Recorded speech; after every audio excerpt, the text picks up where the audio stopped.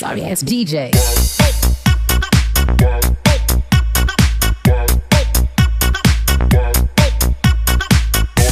வெற்றி நமதே வெற்றியாளர்களுக்கு வணக்கம்.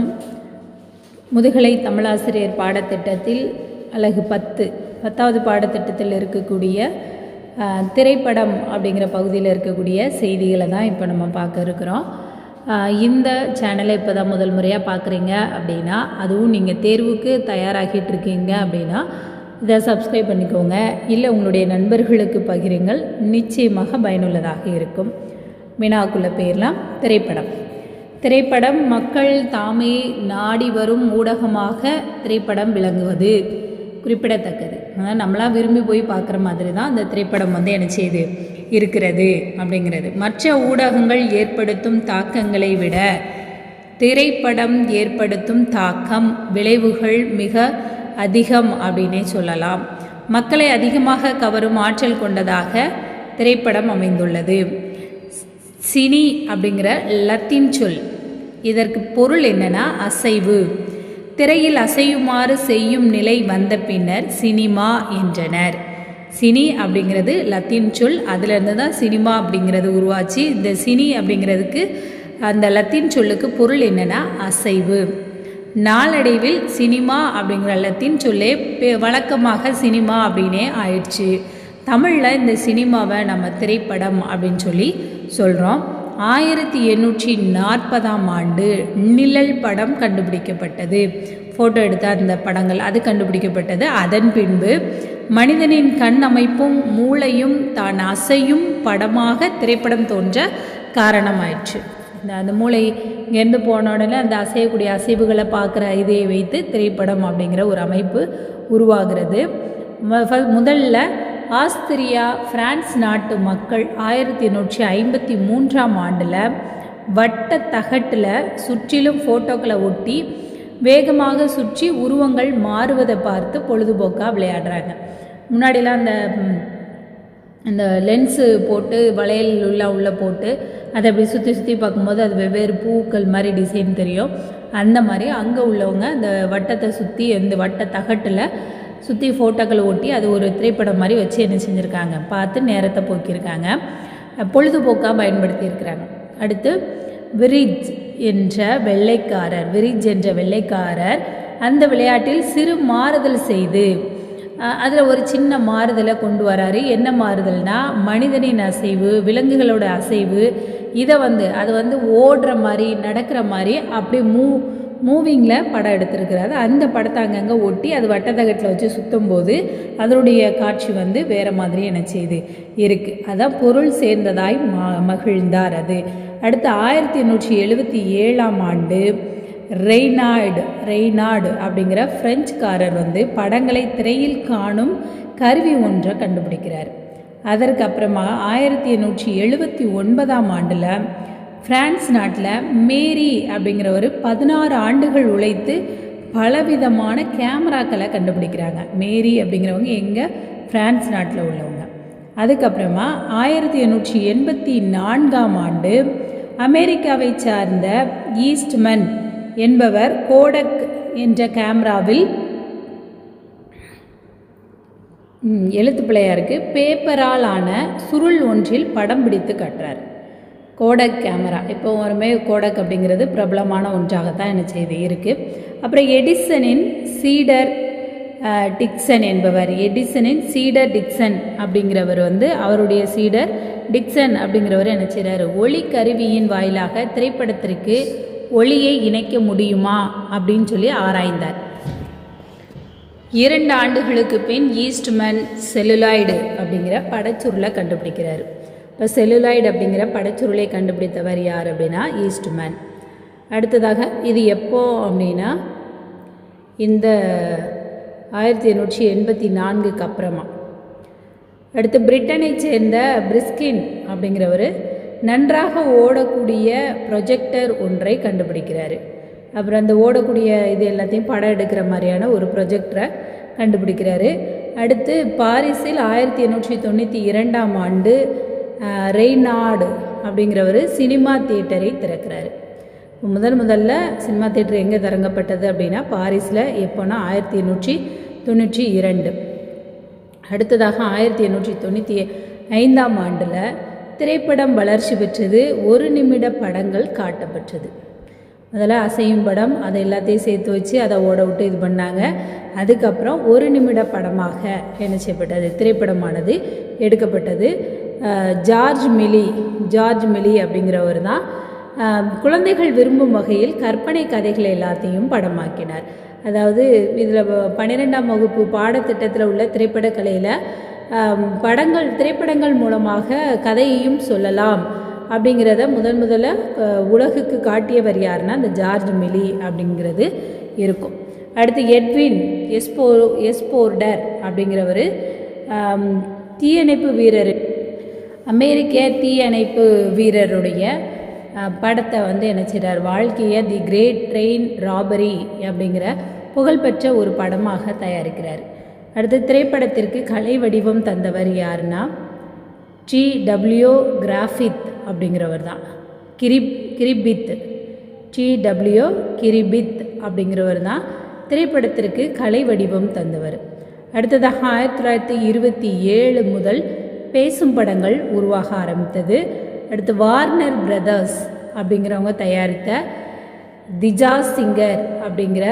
ஜாஸ் சிங்கர் என்ற படத்திற்கு பாட்டு ஒளிப்பதிவு செய்யும்போது தான் பேசும் படம் தயாரிக்க முடியும் அப்படிங்கிற எண்ணமே உருவாக ஆரம்பிக்குது. அதுக்கப்புறமா பேசும் படங்கள் தொடங்குறாங்க. இந்தியாவில், அதாவது உலகிலே திரைப்படம் எங்கு மிகுதியாக தயாரிக்கப்படுது அப்படின்னு பார்த்தோன்னா இந்தியாவில் தான். இந்திய நகரங்களில் சென்னையில் தான் அதிகமான திரைப்படங்கள். இந்தியாவில் எங்கே அதிகமாக திரைப்படம் அப்படின்னு பார்த்தா சென்னையில். உலக அளவில் எங்கன்னா இந்தியாவில் எங்கன்னா சென்னையில் அதிகமான திரைப்படங்கள் தயாரிக்கப்படுகிறது. அப்புறம் ஐரோப்பாவை சார்ந்த லூமியர் சகோதரர்கள் 1896ஆம் ஆண்டு ஜூலை திங்கள் 7ஆம் நாள் பம்பாயில் உள்ள வாட்சன் அப்படிங்கிற ஹோட்டலில் ஒரு துண்டு படங்களை காட்டுறாங்க. அதுதான் முதல்ல திரையிடுறது. அது ஓடும் ரயிலுடைய படத்தை காட்டப்பட்டதாக சொல்லப்பட்டது. அடுத்து சுகாராம் படவாடேகர் என்ற மராட்டியர் பம்பாய் தொங்கும் தோட்டத்தில் நடந்த குத்துச்சண்டையை படம் பிடித்து புகழ் பெற்றார். அடுத்ததாக G.F. மதன் அப்படிங்கிறவர் 1907ஆம் ஆண்டு கல்கத்தாவில் ஒரு திரையரங்கை கட்டுறாரு.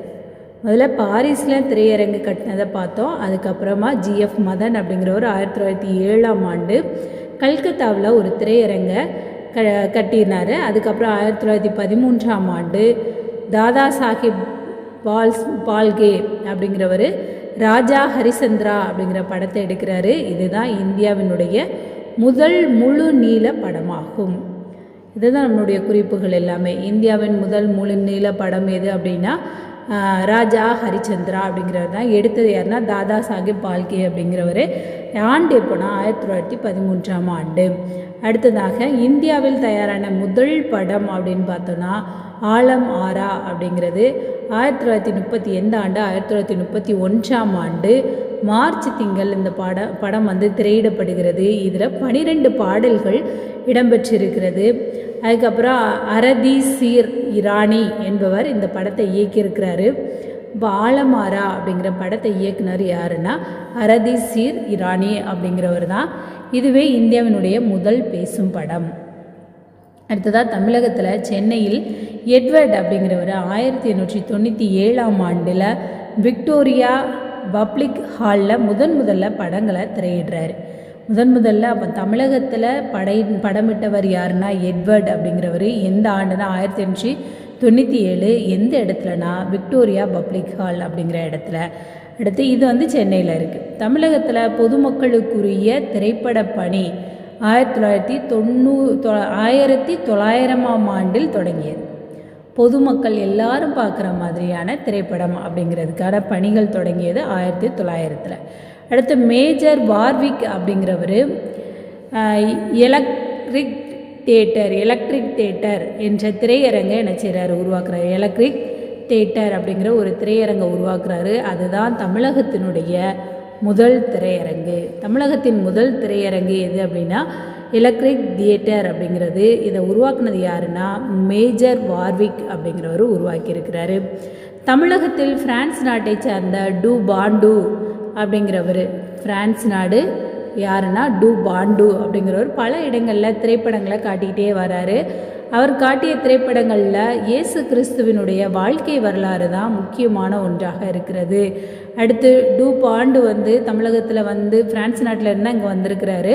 அவருக்கு நிறைய உடல்நிலை பாதிக்கப்பட்ட ஒரு சூழலில் அவர் என்ன செய்கிறார், தம்முடைய ப்ரொஜெக்டரு இந்த திரைப்படம் போடுவதற்கு காண்பிப்பதற்கு அவர் பயன்படுத்திய எல்லாத்தையும் திருச்சியை சார்ந்த சாமிக்கண்ணு வின்சென்ட் அப்படிங்கிறவர்கிட்ட கொடுத்துட்டு அவருடைய தாய்நாடான பிரான்ஸுக்கே திரும்பி என்ன செய்கிறாரு, போகிறாரு.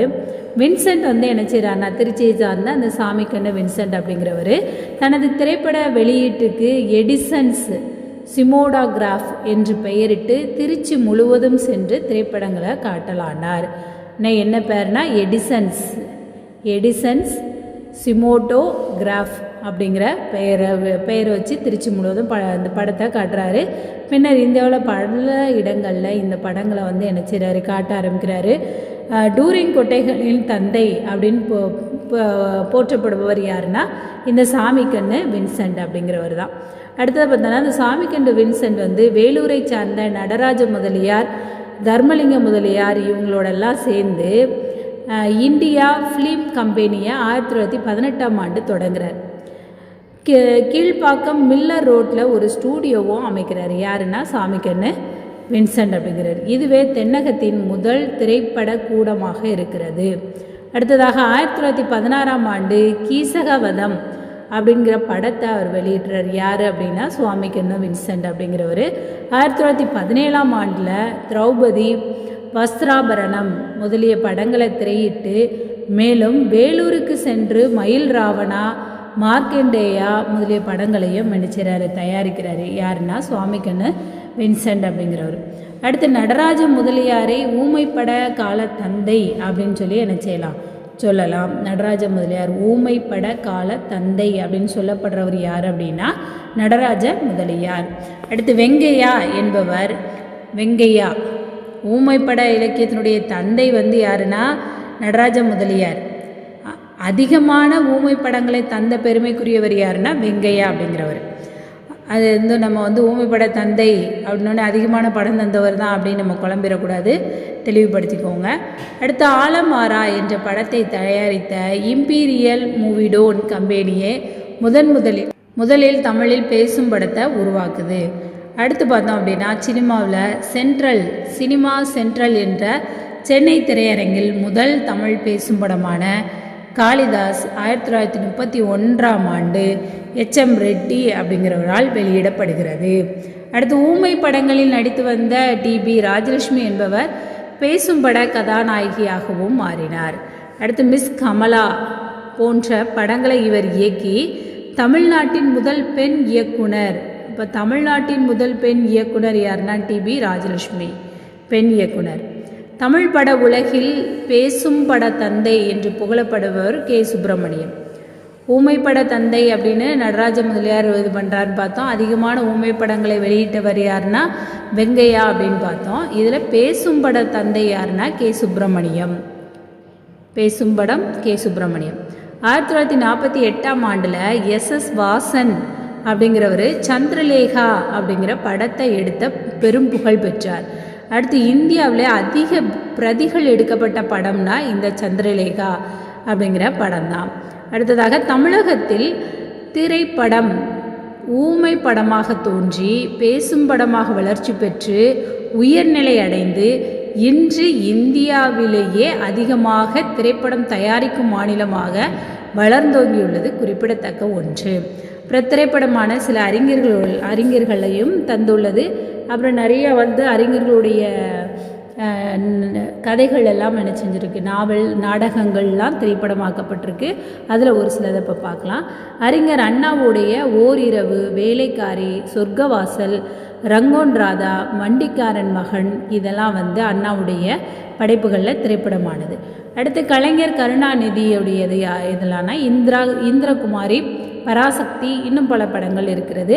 என்.எஸ். கிருஷ்ணனோடது, அரந்தை நாராயணன், இவங்க எல்லாமே திரை தமிழுக்கு பணியாற்றி நிறையவே வளம் சேர்த்துருக்கிறாங்க. அதோடு மட்டும் இல்லாமல் கே. பாலச்சந்தருடைய எதிர்நீச்சல், சர்வர் சுந்தரம், மேஜர் சந்திரகாந்தனுடைய நாணல் நீர்க்குமிழி, கோமல் சுவாமிநாதனுடைய தண்ணீர் இதெல்லாம் படமாக்கப்பட்ட படைப்புகள். தமிழ்நாட்டின் முதல் வண்ணப்படம் எது அப்படின்னு பார்த்தோன்னா அலிபாபாவும் 40 திருடர்களும். இந்த படத்தை 1955 டிஆர் சுந்தரம் அப்படிங்கிறவர் வெளியிட்டிருக்கிறார். படம் அலிபாபாவும் 40 திருடர்களும் வெளிவந்த ஆண்டு 1955, வெளியிட்டவர் டிஆர் சுந்தரம் அப்படிங்கிறவர். அடுத்த திரைப்படமாகிய புதினங்கள் சில. கல்கியினுடைய தியாகபூமி, நாமக்கல் கவிஞனுடைய மலைக்கல்லன், கொத்தமங்கலம் சுப்புவினுடைய தில்லானா மோகனாம்பாள், ஜெயகாந்தனினுடைய சில நேரங்களில் சில மனிதர்கள், ஒரு நடிகை நாடகம் பார்க்கிறாள், உன்னை போல் ஒருவன், யாருக்காக அழுதான், ஊருக்கு 100 பேர் இதெல்லாம். அடுத்து தி ஜானகிராமனுடைய மோகமுள், கண்ணதாசனுடைய சிவகங்கை சீமை, புதுமை பித்தனுடைய சிற்றெண்ணெய், உதிரிப்பூக்கள். அடுத்து தங்கர் பச்சனுடைய 9 ரூபாய் நோட்டு, வைரமுத்துவினுடைய நட்பு, நாஞ்சில் நாடனின் தலைகீழ் விகிதங்கள், ஜெயமோகனின் 7ஆம் உலகம், நீலபத்மநாபனின் தலைமுறைகள். அடுத்து ராஜேந்திரகுமார் இவருடைய இதுவும் ஒரு விடுதலை தான் அப்படிங்கிற நாவல் மூடுபனி அப்படிங்கிற பெயரில் திரைப்படமாக்கப்பட்டிருக்கிறது. இதில் ஓரளவுக்கு திரைப்படம் சார்ந்த நிறைய முக்கியமான அடிப்படையான தகவல்கள் எல்லாம் உங்களுக்கு என்ன செய்யப்பட்டிருக்கு, கொடுக்கப்பட்டிருக்கு. இது எல்லாத்தையும் காற்று வாக்கில் கொஞ்சம் வாங்கிக்கோங்க. அப்புறம் நோட்ஸும் கொஞ்சம் எடுத்துக்கோங்க, குறிப்புகள் எடுத்து வச்சுக்கோங்க. மனப்பாடம் செய்வதற்கு இலகுவாக அப்பப்போ ஒரு முக்கியமான குறிப்புகள் எல்லாத்தையும் படிங்க. புதிய பாடத்திட்டம் அப்படிங்கிறதுனால கொஞ்சம் படிக்கிறது கடினமாக படித்த மாதிரி இருக்காது. படித்தாலும் திரும்ப படிக்கும்போது புதுசாக படிக்கிற மாதிரி தான் இருக்கும். தேர்வு எழுதுகிற வரைக்கே அப்படியே தான் இருக்கும். அதனால் சோர்ந்து விட வேண்டாம். தேர்வு வந்த பின்பு படிக்கலாம், நோட்டிஃபிகேஷன் கால்ஃபர் வந்ததுக்கப்புறம் படிக்கலாம் அப்படிங்கிற எண்ணமும் வேண்டாம். கடைசி நேரத்தின் பதட்டம் நிச்சயமாக தோல்வியை தான் கொண்டு வந்து சேர்க்கும். அதில் சிறுக சிறுக படித்து கொண்டே இருப்போம். வெற்றி நமதே, வெற்றி நிச்சயம். வாழ்த்துக்கள்.